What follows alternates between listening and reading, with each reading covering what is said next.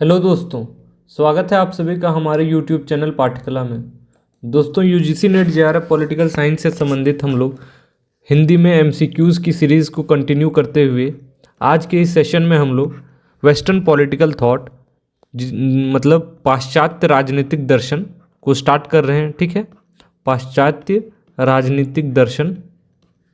ठीक है, तो इनसे संबंधित आज इस सेशन में हम लोग 30 प्रश्नों को देखेंगे। ठीक है, और उसको डिटेल से एनालाइज करेंगे। इससे आपको आइडिया लगेगा कि किस प्रकार के क्वेश्चंस को पूछे जा रहे हैं एग्जाम्स में। ठीक है, तो मैं बहुत सारे पीवाईक्यूज प्लस एक्सपेक्टेड क्वेश्चंस को आपको दे रहा हूं, तो आपसे बस यही रिक्वेस्ट है कि ज़्यादा से ज़्यादा फॉलो करते रहे हमारे चैनल को। ठीक है, तो आइए स्टार्ट करते हैं हमारा आज का सेशन। ये मेरे बारे में आप लोग यहाँ पे देख सकते हैं। देखिए, फर्स्ट क्वेश्चन जो आज का है वो है, प्लेटो की शिक्षा की योजना के विषय में निम्न में क्या तथ्य सही नहीं है। ठीक है, तो प्लेटो ने जो अपनी शिक्षा की योजना बताई उस विषय में बताना है कि कौन सा तथ्य सही नहीं है।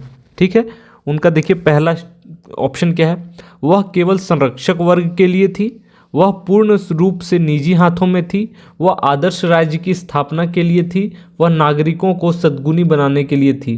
तो बताइए इस ऑप्शन का सही जवाब क्या हो जाएगा।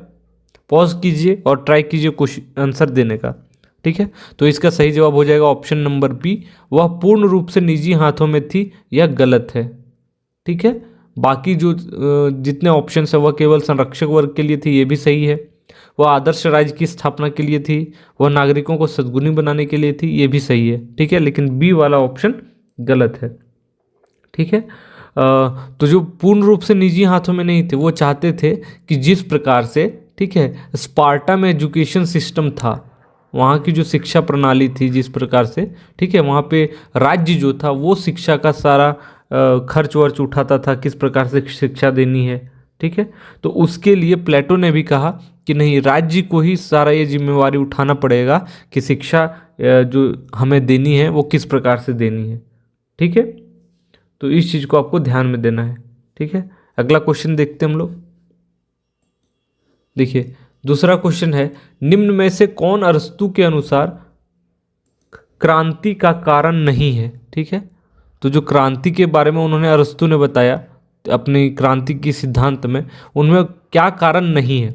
सार्वजनिक नेताओं का असैद्धांतिक चरित्र, जब अमीर एवं निर्धन के बीच असमानता बढ़ जाए, ठीक है, जाता है, जब शासक वर्ग आम जनता से दुर्व्यवहार करता है, जब शासक आतंक का सृजन कर दूरस्थ खतरे के निकट में प्रस्तुत करता है। तो बताइए इसका सही जवाब क्या हो जाएगा। ऑप्शन डी, ये नहीं है। ठीक है, ये जब शासक आतंक का सृजन कर दूरस्थ खतरे को निकटस्थ में प्रस्तुत करता है। ठीक है, तो ये ऑप्शंस नहीं होगा, बाकी जो तीनों कारण हैं वो होंगे। तो इनको नोट डाउन आप लोग कर सकते हैं कि कौन कौन से कारण उन्होंने बताए। ठीक है, तो इस चीज़ को आपको ध्यान में देना है। अगला क्वेश्चन, निम्न में से किस विचारक ने राजनीति विज्ञान को सर्वोच्च विज्ञान कहा। बताइए, प्लेटो, मार्क्स, अरस्तू या बोंदा। तो किनके अनुसार राजनीतिक विज्ञान सर्वोच्च विज्ञान है। तो इसका सही ऑप्शन क्या हो जाएगा। इसका सही आंसर जो होगा वो हो जाएगा आपका अरस्तू। ठीक है, तो अरस्तू ने ही राजनीति विज्ञान को सर्वोच्च विज्ञान कहा। ठीक है, और इन्हीं को कहा जाता है कि वो अरस्तू ही जाने जाते हैं राजनीतिक विज्ञान के फादर के रूप में, है ना, इनके जनक के रूप में, राजनीतिक विज्ञान के जनक के रूप में अरस्तू को ही जाना जाता है। ठीक है, तो इसको ध्यान में रखना है आपको। और इन्होंने इसलिए ऐसा कहा क्योंकि इसका सरोकार मानव जीवन के साध्य से है, जबकि अन्य सभी विज्ञान इसके लिए केवल उपयुक्त साधन प्रदान करते हैं। ठीक है, तो और उनका ये भी कहना था कि जो राजनीति शास्त्र है वो मानव समाज के अंतर्गत विभिन्न संबंधों को नियमित करने में एक निर्णायक भूमिका निभाता है। ठीक है, और इसकी सहायता से मनुष्य इस धरती पर अपनी नियति को वश में करना सीखते हैं। ठीक है, बाकी जो सब ज्ञान विज्ञान है वो मनुष्य के राजनीतिक जीवन को संवारने के साधन मात्र हैं। ठीक है, तो इस चीज़ के लिए उन्होंने कहा कि राजनीतिक विज्ञान जो है वो सर्वोच्च विज्ञान है। ठीक है, अगला क्वेश्चन देखिए, एक सेकेंड इसको थोड़ा कर लेता हूँ। यहाँ पे देखिए, प्लेटो के निम्नलिखित मूल पाठों, ठीक है, को आरोही क्रम में व्यवस्थित कीजिए। तो हमें सजाना है। यहाँ पे देखिए सब उनकी राइटिंग से उनके द्वारा जो किताब लिखा गया, तो हमें सजाना है कि कौन सबसे पहले लिखा गया प्लेटो के द्वारा, फिर कौन लिखा गया। तो पहला है क्षमा, जिसको अपोलॉजी कहते हैं, ठीक है। दूसरा है गणराज्य, रिपब्लिक। तीसरा है विधि, लॉज, या चौथा स्टेट्समैन, ठीक है। तो इसको हमें सजाना है। तो सबसे पहले हमें तो यह जानना पड़ेगा कि किस प्रकार से क्या आया नहीं आया, ठीक है। तो इसका सही जवाब ऑप्शन ए हो जाएगा, जहाँ पे पहले ये आया, फिर 2 आया, फिर 4 आया, फिर 3 आया, ठीक है। तो इस चीज़ को आपको ध्यान में रखना है किनके किस तरीके से लिखा गया, ठीक है। तो जैसे कुछ कुछ चीज़ें जान लीजिए, जैसे स्टेट्समैन के बारे में, ठीक है।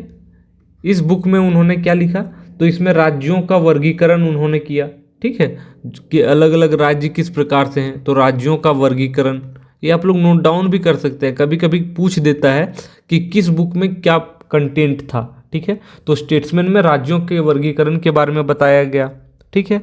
और इसमें विधि या लॉज जिसको कहते हैं, इसमें मेनली क्या था, इसमें राजनीतिक व सामाजिक विषयों का व्यवहारिक विश्लेषण है, ठीक है।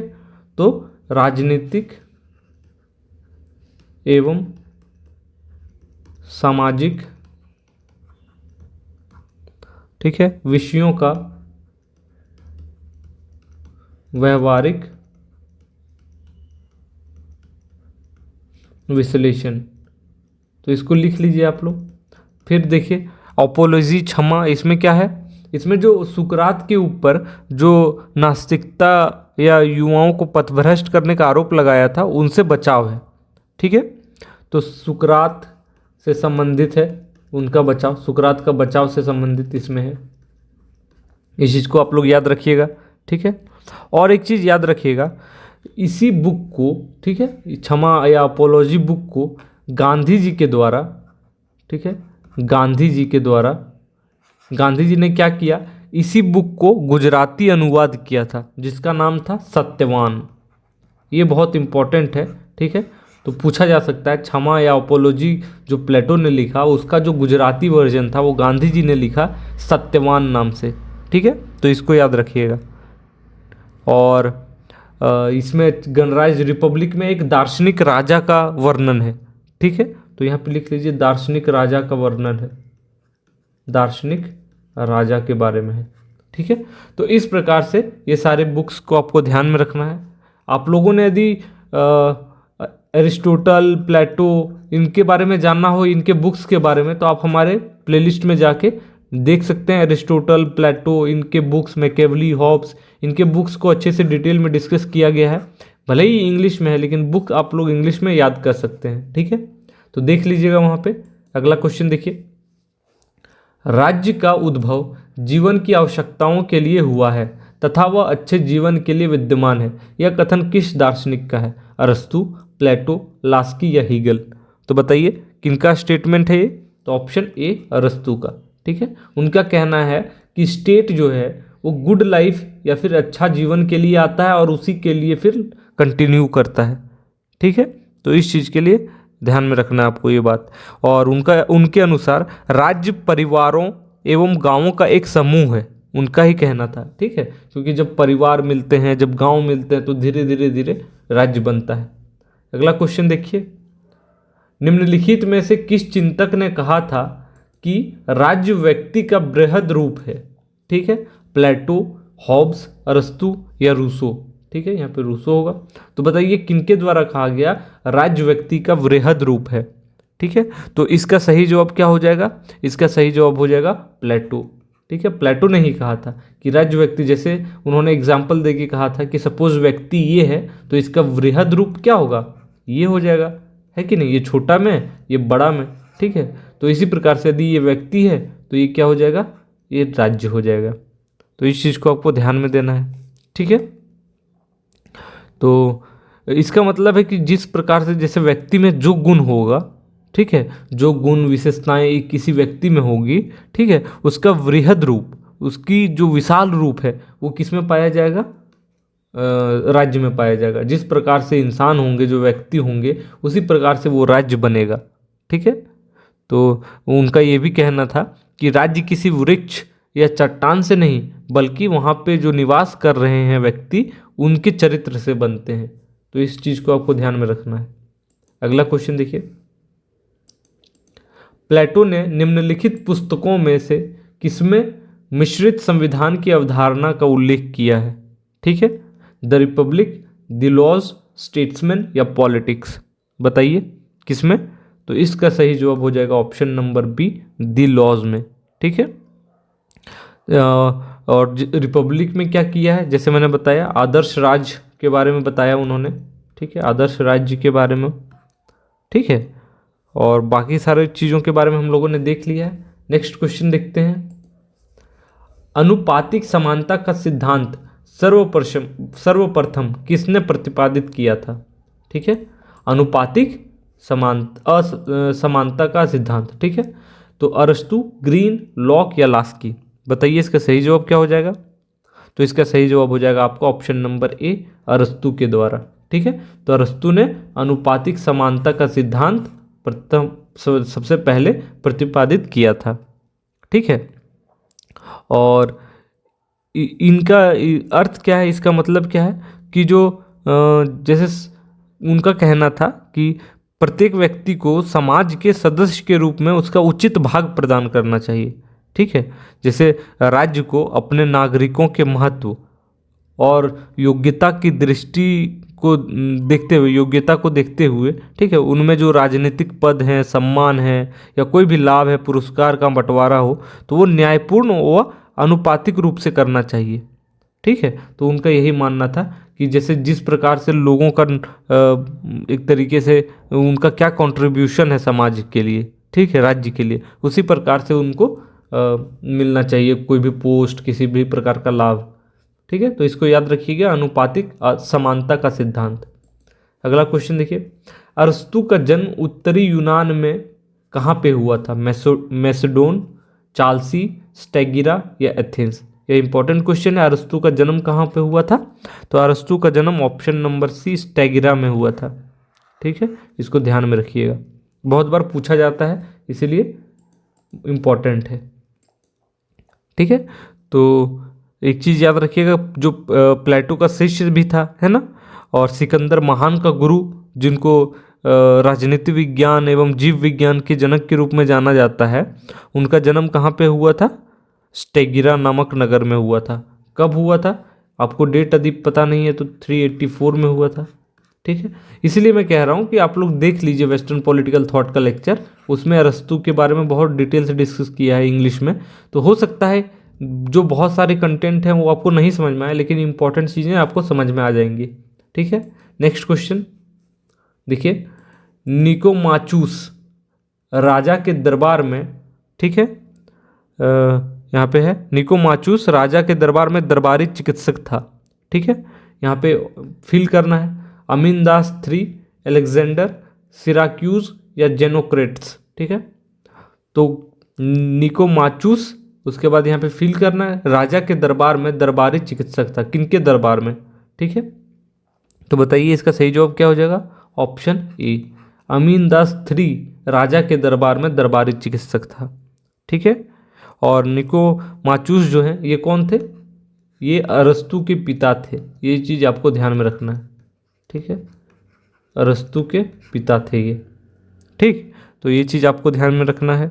वे मैसिडोनिया के जो शासक थे, ये मैसिडोनिया, ठीक है, लिख लीजिए, मैसिडोनिया के शासक थे। ठीक है, तो इनके दरबार में वो क्या थे? एक दरबारी चिकित्सक थे। तो इस प्रकार से आप लोगों को ये क्वेश्चन का जवाब मिल गया होगा। अगला क्वेश्चन देखते हैं हम लोग। यहाँ पे देखिए, जॉन लॉक 3 प्रकार के प्राकृतिक अधिकारों की चर्चा करता है। ठीक है, निम्नलिखित में से कौन सा उसके वर्गीकरण में नहीं आता है? ठीक है, कौन सा उसके वर्गीकरण में नहीं आता है ये बताना है। और आपके ऑप्शंस देख लीजिए, जीवन का अधिकार, ठीक है, स्वतंत्रता का अधिकार, समानता का अधिकार या संपत्ति का अधिकार। तो बताइए जॉन लॉक ने जिस प्रकार से प्राकृतिक अधिकारों की बात की है उन्होंने, तो कौन सा नहीं आता है? तो इसका ऑप्शन नंबर सी सही जवाब हो जाएगा। समानता का अधिकार के बारे में उन्होंने बात नहीं किया। उनका 3 जो मेन था वो क्या था? जीवन का अधिकार, राइट टू लाइफ, ठीक है, स्वतंत्रता का अधिकार, राइट टू लिबर्टी, और राइट टू प्रॉपर्टी, संपत्ति का अधिकार। तो ये 3 चीजें थी, आपको ध्यान में रखना है, ठीक है। अगला क्वेश्चन, तो ये याद रखिएगा किनके द्वारा किया गया था? तो जॉन लॉक के द्वारा, जो प्राकृतिक अधिकारों के बारे में बात करते हैं, ठीक है। नेक्स्ट क्वेश्चन, यहाँ पे देखिए, लॉक के मत में, ठीक है, जिस उद्देश्य के निमित्त राज्य रचा गया वह था समुदाय की भलाई के लिए, शासन वर्गों के हित की रक्षा करना, अपने सदस्यों को मूल अधिकार प्रदान करना, इंग्लैंड में राजतंत्र के वंशानुगत अधिकारों की रक्षा करना। तो बताइए क्या सही जवाब हो जाएगा? इसका सही जवाब है ऑप्शन नंबर ए, समुदाय की भलाई के लिए, ठीक है। तो लॉक के मत में जिस उद्देश्य के निमित्त राज्य रचा गया वह था समुदाय की भलाई के लिए, ठीक है। उनका कहना था कि शासन का उद्देश्य समुदाय के कल्याण के लिए है, ठीक है। तो इस चीज को आपको ध्यान में रखना है। राज्य व्यक्ति के लिए है, व्यक्ति राज्य के लिए नहीं है। जैसे राज्य हो, ठीक है, तो राज्य किसके लिए है? व्यक्ति के लिए, ठीक है। व्यक्ति राज्य के लिए नहीं है, ऑपोजिट नहीं है, ठीक है। तो इस चीज को ध्यान में रखना है आपको। अगला क्वेश्चन देखिए, एक सेकेंड, नीचे दिए कूटों की मदद से निम्नलिखित पुस्तक के प्रकाशन का काल क्रमानुसार व्यवस्थित कीजिए, ठीक है। तो यहाँ पे बुक दिया हुआ है, ठीक है, हमको अरेंज करना है, ठीक है। तो इसके लिए हमें पब्लिकेशन डेट पता होना चाहिए। तो बुक देखिए, फॉर एसेज ऑन लिबर्टी, ठीक है, Summa Theologica, Leviathan, the road to serfdom, ठीक है। तो किनके किनके द्वारा लिखा गया ये भी जानना बहुत जरूरी है, ठीक है। तो देखिए, फोर एसेज ऑन लिबर्टी ये लिखा गया था बर्लिन के द्वारा। तो आप लोग मैच कर लीजिए, बर्लिन के द्वारा, ठीक है। कब लिखा गया था? तो यह लिखा गया था 1969 में, ईसाई बर्लिन जिसको बोलते हैं ना, वही। और सुम्मा थियोलॉजिका, ठीक है, ये लिखा गया थॉमस एक्विनाज के द्वारा, ठीक है, एक्विनाज, इनके द्वारा बुक लिखा गया सुम्मा थियोलॉजिका। कब लिखा गया था? तो इसका डेट है 1485 में, बहुत पहले लिखा गया। लेवियाथन हॉब्स के द्वारा लिखा गया, सब लोग जानते हैं आप लोग, ठीक है। हॉब्स के द्वारा कब लिखा गया था? ये नहीं होगा, हॉब्स के द्वारा लिखा गया 1651 में। हॉब्स के बारे में भी हमारे प्लेलिस्ट पे पड़ा होगा, वीडियो देख लीजिए। द रोड टू सर्फडम ये कब पब्लिश हुआ? तो ये पब्लिश हुआ था 1944 में, ठीक है, फ्रेडरिक हेग के द्वारा। तो लिखिए यहाँ पे फ्रेडरिक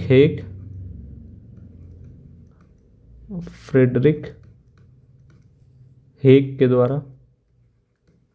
कब? 1944 में, ठीक है। तो इस प्रकार से आप लोग मैच कर लीजिए। सबसे पहले आता है सबसे पहले टू, और यही ऑप्शन में यहाँ पे है, तो ऑप्शन सी सही जवाब हो जाएगा, ठीक है। तो इसको देख लीजिए अच्छे से। अगला क्वेश्चन बढ़े, देखिए, इमाइल के लेखक कौन है? ठीक है, तो इमाइल नामक पुस्तक जो लिखा गया उनके लेखक कौन है? हॉब्स, लॉक, प्लेटो या रूसो? तो इसका सही जवाब क्या हो जाएगा? ऑप्शन नंबर डी, रूसो, ठीक है। तो रूसो ने इमाइल नामक पुस्तक लिखा, ठीक है। और इस पुस्तक में जनरली किसके बारे में बात करते हैं रूसो? तो शिक्षा पे जनरली बात होती है इस बुक में, ठीक है। तो शिक्षा से संबंधित इसमें लिखा गया है, ठीक है। और रूसो ने बहुत सारे बुक्स का लिखा, ठीक है, उन्होंने बहुत सारे बुक्स लिखे। तो यदि आप लोगों को जानना हो तो एक दो बुक मैं लिख देता हूँ, आप लोग नोट डाउन कर लीजिए। जैसे उन्होंने लिखा द सोशल कॉन्ट्रैक्ट, ठीक है, द सोशल कॉन्ट्रैक्ट, ठीक है। और दूसरी बुक उनके द्वारा लिखा गया डिस्कोर्सेस, यहाँ पे लिख देता हूँ discourses on origin of inequality, origin of inequality, ठीक है। यह बुक भी उन्हीं के द्वारा लिखा गया। एक बुक और है जिसका नाम है इंट्रोडक्शन टू पॉलिटिकल इकोनॉमी, ठीक है। तो ये तीन बुक के नाम आपको एक्स्ट्रा मिल रहे हैं, आप इसको नोट डाउन कर लीजिए और याद कीजिए, ठीक है। और यह बुक पब्लिश हुई थी 1758 में, ठीक है। सोशल कॉन्ट्रैक्ट पब्लिश हुई 1762 में, और discourses on the origin of inequality यह 1754 में, ठीक है। तो याद रख लीजिएगा। अगला क्वेश्चन, निम्नलिखित में से किसने विश्वास आश्रित न्यास, ठीक है, जिसको फिडुशियरी ट्रस्ट कहते हैं, की अवधारणा प्रदान की है, ठीक है। किनके द्वारा? फिडुशियरी ट्रस्ट या विश्वास आश्रित न्यास की स्थापना की, अवधारणा की प्रदान किया? Hobbes, John Rawls, John Stuart Mill, JS Mill जिसको बोलते हैं, या फिर लॉक? तो इसका सही जवाब क्या हो जाएगा? लॉक, ठीक है। तो लॉक ने फिडुशियरी ट्रस्ट या विश्वास आश्रित न्यास की अवधारणा प्रदान की है, ठीक है। इनके अनुसार जो सामाजिक समझौते हैं, ठीक है, उनके माध्यम से नागरिक समुदाय अथवा समाज की स्थापना होने के बाद सरकार की स्थापना, ठीक है, जैसे नागरिक समाज की स्थापना हो गई, ठीक है, नागरिक समुदाय या जैसे समाज की स्थापना हुई, ठीक है, उसके बाद सरकार की स्थापना जो होती है, सरकार की स्थापना वो किसी समझौते से नहीं होती है, ठीक है, बल्कि एक विश्वस्त न्यास या ट्रस्टी द्वारा हुई, उनका ये कहना था। तो नेक्स्ट क्वेश्चन देखिए यहाँ पे, एक सेकेंड। निम्नलिखित में से किसका कथन है कि जीवन एक शक्ति के बाद, ठीक है, दूसरी शक्ति पाते रहने की सतत एवं बेचैन इच्छा है, जिसका अंत मृत्यु के साथ ही होता है, ठीक है? अरस्तु, हॉब्स, मैकियावेली या रूसो? तो इसका सही जवाब क्या हो जाएगा?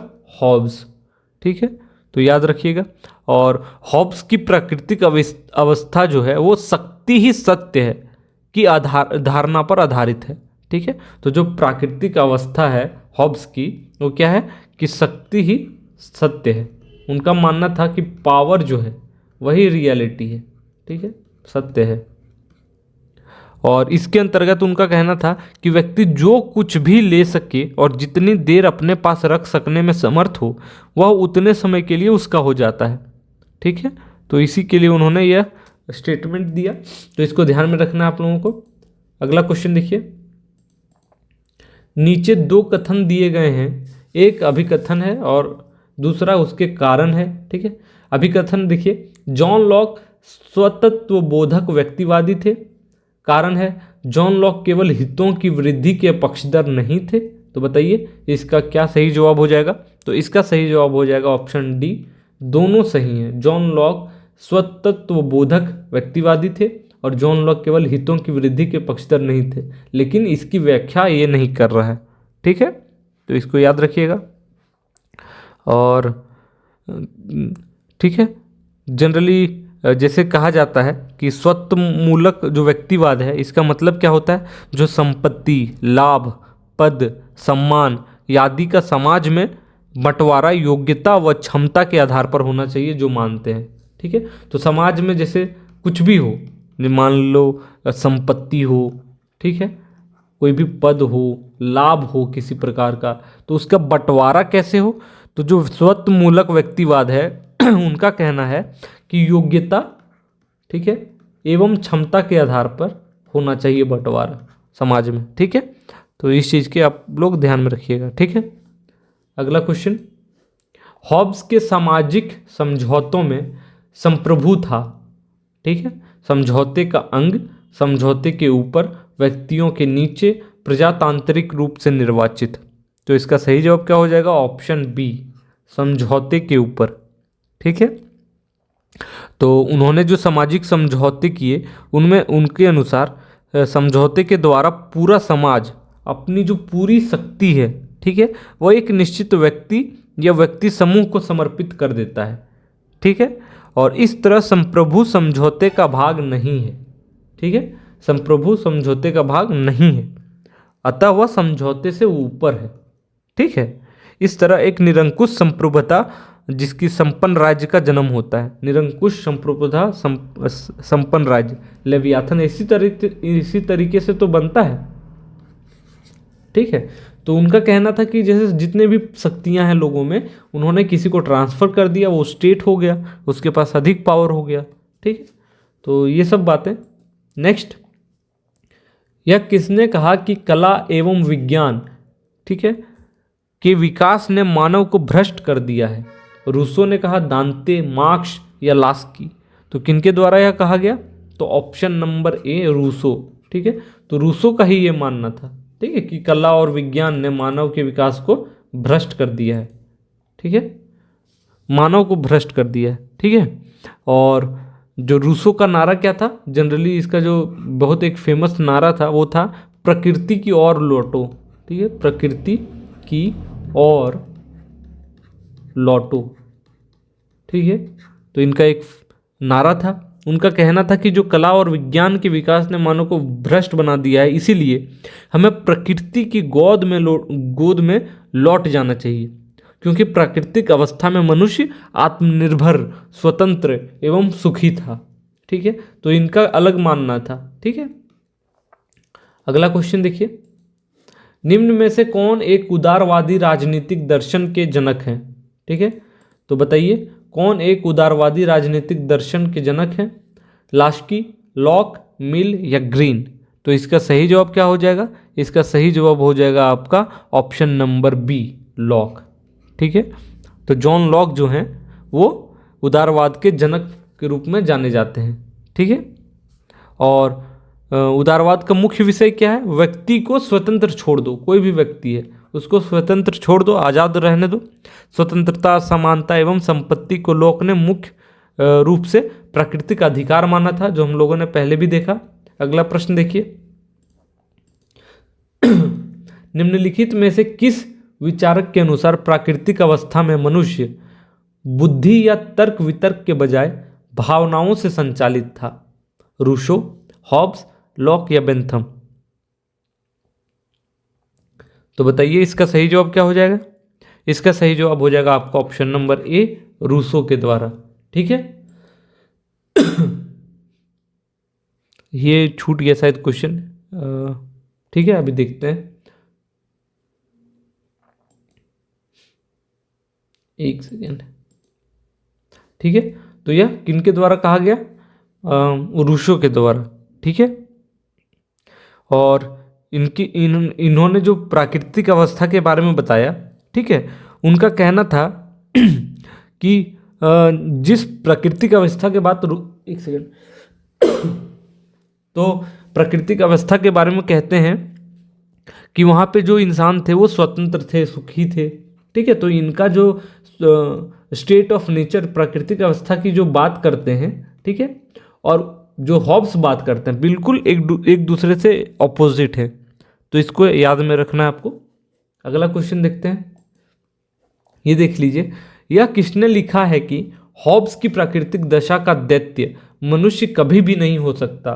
ठीक है, option Spinoza, Bernard Shaw, Barker या गार्नर?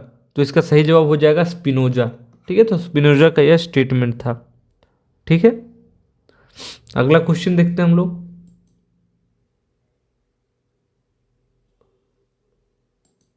ये हो गया था, ये देखिए, ठीक है। किसका मत है कि मनुष्य को स्वतंत्र होने के लिए बाध्य किया जा सकता है? ठीक है, अरस्तु, मिल, गांधी या रूसो? तो इसका सही जवाब हो जाएगा रूसो।